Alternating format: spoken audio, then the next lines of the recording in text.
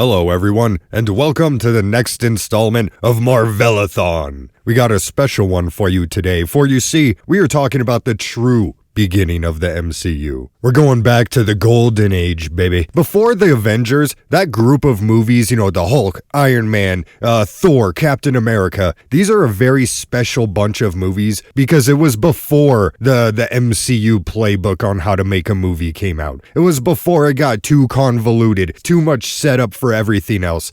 None of these storylines make any sense.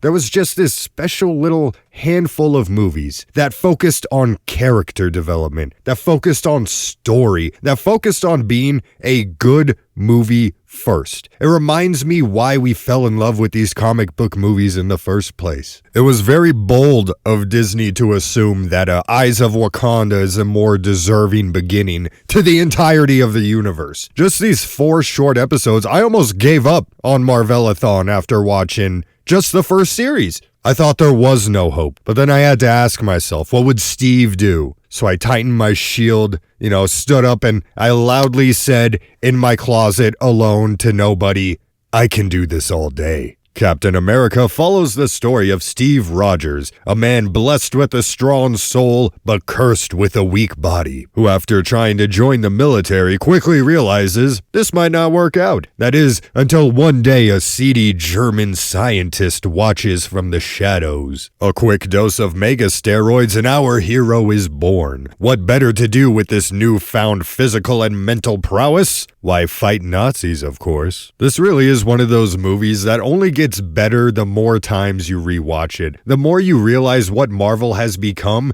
this bastardized weird monster, chimera dragon creature that it is, looking at its humble beginnings. Steve Rogers is such a good character, and every moment he encapsulates what it truly means to be a hero. He puts other people, he is willing to risk his life every time. No matter what the situation, his life is the first that should go. And that's why this movie works so well, because it's established that he is a hero before he takes this serum. He is not one of these modern Marvel people who's a little shithead before he gets the power and a big shithead after he gets it. They go out of their way to let you know that this super soldier serum isn't just some Hulk mode that activates and gives you all the powers you want. Dr. Erskine says it himself. It enhances who you already were.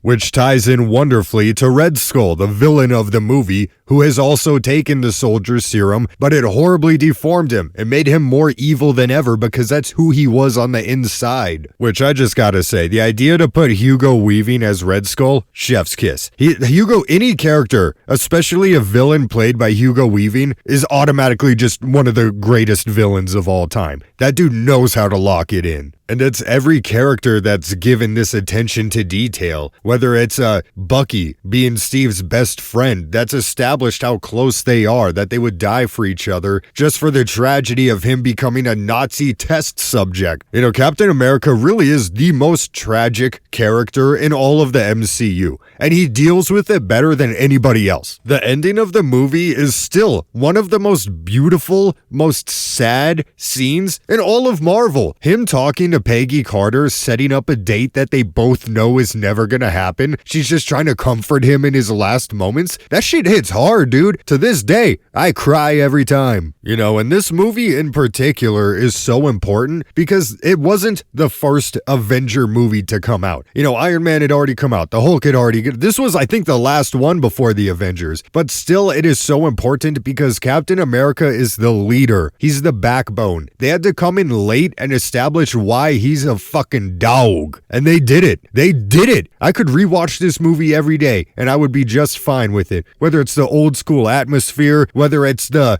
cheesy, campy effects that are awesome. This movie has it all. It awoke something within me that I thought had died a long, long time ago. It gave me hope. Hope for the future of the MC. Oh, fuck! Thanks for watching, everybody.